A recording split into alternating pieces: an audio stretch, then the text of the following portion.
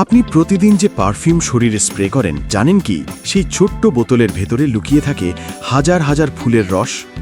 অবাক করার বিষয়, মাত্র এক বোতল দামি পারফিউম বানাতে লাগে প্রায় 5 টন ল্যাভেন্ডার ফুল।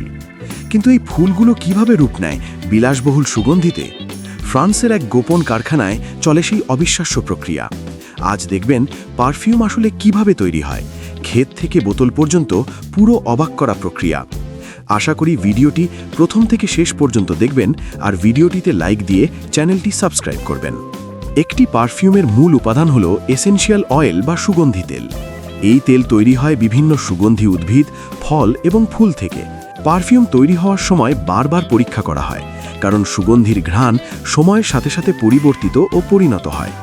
আগে পারফিউমে অদ্ভুত কিছু উপাদান ব্যবহার করা হতো, যেমন ক্যাস্টর প্রাণীর গ্রন্থি বা স্পার্ম ওয়েলের নিঃসরণ। কিন্তু আজকের দিনে পারফিউম তৈরির পদ্ধতি অনেক বেশি নিরাপদ ও পরিশীলিত। ল্যাভেন্ডারের তেল পারফিউমের অন্যতম প্রধান উপাদান।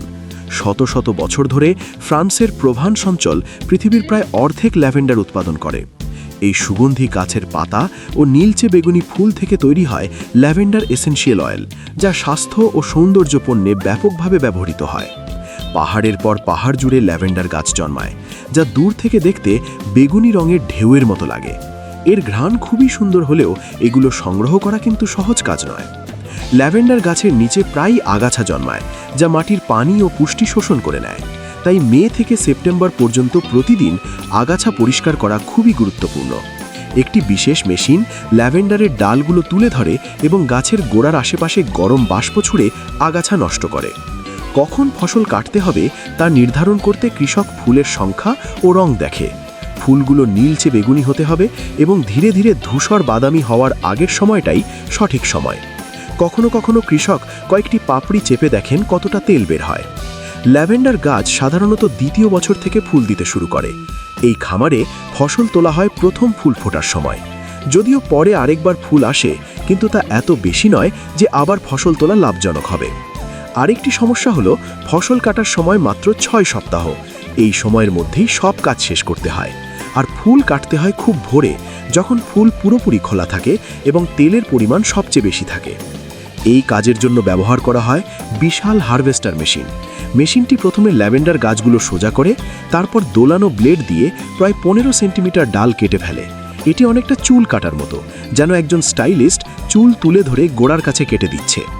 কাটা ডালগুলো একটি কনভেয়ার বেল্টে পড়ে, সেখান থেকে ট্রেতে যায় এবং একটি স্ক্রু মেকানিজমের মাধ্যমে পাশের ট্রাকে পাঠানো হয়। এই ডালের স্তূপ থেকে দারুণ ঘ্রাণ আসে, কিন্তু এটিকে বোতলজাত সুগন্ধিতে পরিণত করতে দরকার দক্ষতা। ট্রাক ভর্তি হয়ে গেলে ল্যাভেন্ডার নিয়ে যাওয়া হয় ডিস্টিলারিতে। এখানে ল্যাভেন্ডার থেকে তেল বের করা হয় ডিস্টিলেশন পদ্ধতিতে। কর্মীরা প্রথমে প্রায় 5 টন ল্যাভেন্ডার ডাল একটি বড় স্টিলের পাত্রে ভরে। এই পাত্রকে বলা হয় অ্যালেম্বিক, যা সাধারণত মদ তৈরির জন্য ব্যবহার করা হয়। ভেতরে যতটা সম্ভব ল্যাভেন্ডার ঠেসে ভরা হয়, কারণ বাতাস যত কম হবে তেল তত বেশি পাওয়া যাবে।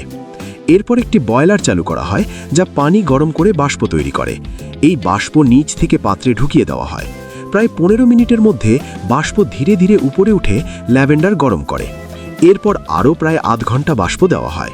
এতে ফুলের ভিতরের গ্রন্থি ফেটে যায় এবং তেল বের হয়ে বাষ্পের সঙ্গে মিশে যায়। এই সুগন্ধি বাষ্প একটি বড় পাইপ দিয়ে ঠান্ডা করা হয় এবং আবার তরলে পরিণত হয়। ল্যাভেন্ডার তেল পানির চেয়ে হালকা, তাই এটি উপরে ভেসে ওঠে এবং আলাদা করে সংগ্রহ করা হয়। অবাক করার বিষয় হলো 5 টন তাজা ফুল থেকে মাত্র প্রায় 50 কেজি তেল পাওয়া যায়। এই তেল পরে কয়েক মাস বড় ড্রামে রেখে পরিমক্ষ করা হয়, ঠিক যেমন ভালো মানের হুইস্কি পরিমক্ষ করা হয়। যখন তেল প্রস্তুত হয় তখন এটি ল্যাবরেটরিতে নিয়ে যাওয়া হয় এবং আরও প্রায় 5000 ধরনের সুগন্ধি তেলের সঙ্গে মিশিয়ে নতুন পারফিউম তৈরি করা হয়। একটি পারফিউমে কখনো কখনো 50টিরও বেশি উপাদান থাকতে পারে। মানুষের নাকে প্রায় 10 বর্গ সেন্টিমিটার জুড়ে ঘ্রাণ গ্রহণকারী কোষ থাকে, যা হাজারো ঘ্রাণ আলাদা করে চিনতে পারে। সুগন্ধিকে চারিদিকে ছড়িয়ে দিতে এতে শক্ত অ্যালকোহল মেশানো হয়, কারণ অ্যালকোহল দ্রুত বাষ্প হয়ে গন্ধ ছড়িয়ে দেয়। তাই পারফিউম সাধারণত কবজি বা গলায় লাগানো হয়, যেখানে রক্তনালী ত্বকের কাছাকাছি থাকে এবং শরীরের তাপ সুগন্ধি দ্রুত ছড়িয়ে দেয়। সব মডার্ন যন্ত্রপাতির মাঝেও সবচেয়ে গুরুত্বপূর্ণ জিনিস হলো পারফিউম বিশেষজ্ঞের নাক। তারা বছরের পর বছর প্রশিক্ষণ নিয়ে শত শত আলাদা ঘ্রাণ চিনতে পারে। যখন তারা সন্তুষ্ট হয় তখন সেই রেসিপি পাঠানো হয় বড় কারখানায়। এখানে বিশাল মেশিনে পারফিউম তৈরি, সংরক্ষণ এবং বোতলজাত করা হয়। উৎপাদনের আগে সব কাঁচামালের বিশুদ্ধতা পরীক্ষা করা হয়, কারণ কিছু উপাদানের দাম প্রতি কেজি $2000 পর্যন্ত হতে পারে। বিশেষ যন্ত্র দিয়ে উপাদান পরীক্ষা করা হয় যাতে কোনো ভেজাল না থাকে।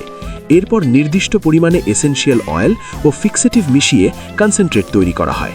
এতে অ্যালকোহল যোগ করা হয় এবং কিছুদিন রেখে দেওয়া হয় যাতে সব ঘ্রাণ ভালোভাবে মিশে যায়। পরে এটি ঠান্ডা করে ফিল্টার করা হয় যাতে পরিষ্কার ও বিশুদ্ধ পারফিউম পাওয়া যায়। পারফিউমের বোতলও আলাদা করে তৈরি করা হয়। সিলিকা বালি, সোডা ও চুন মিশিয়ে উচ্চ তাপে গলিয়ে কাঁচ তৈরি করা হয়। এই গলন্ত কাঁচ ছাঁচে ঢেলে বোতলের আকার দেওয়া হয়। পরে ধীরে ধীরে ঠান্ডা করা হয় যাতে কাঁচ ভেঙে না যায়। এরপর কাটা, পলিশ ও সাজানোর কাজ করা হয়।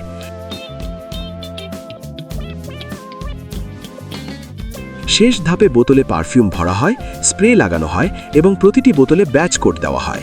এরপর সেগুলো প্যাকেট করে বাজারে পাঠানো হয়। এই পর্দার আড়ালের গল্প যদি আপনার ভালো লেগে থাকে তাহলে সাবস্ক্রাইব করতে ভুলবেন না, কারণ সামনে আরও অনেক সাধারণ জিনিসের অসাধারণ গল্প নিয়ে আমরা আবার ফিরে আসব। সে পর্যন্ত ভালো থাকুন, সুস্থ থাকুন।